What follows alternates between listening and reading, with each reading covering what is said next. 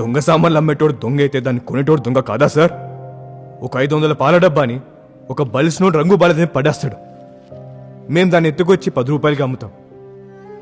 లేదా తల్లి సంకలు ఏడుస్తున్న బిడ్డని చూసి కొన్నిసార్లు రూపాయికి అమ్ముతాం సార్.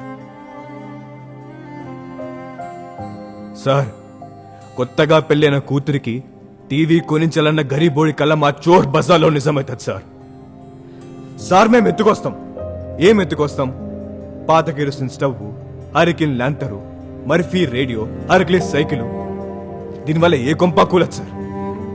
కానీ అవి తీసుకురావడం వల్ల ఏడు ఇంకో కొంపలో దీపం వెలుగుద్ది, గిన్నెడు అండం ఊడుకుద్ది sir. Adjustment of India India India India India India. అయినా పేరుకే చోర్ బజార్ కానీ మేమెప్పుడు సార్ చోరీలు చేసింది? చోరీలు చేసి ఎట్లా ఎందుకుంటాం? మాకు ఇల్లున్నాయా, బంగ్లాలున్నాయా, కార్లున్నాయా? తినడానికి తిండి కూడా ఉండదు సార్.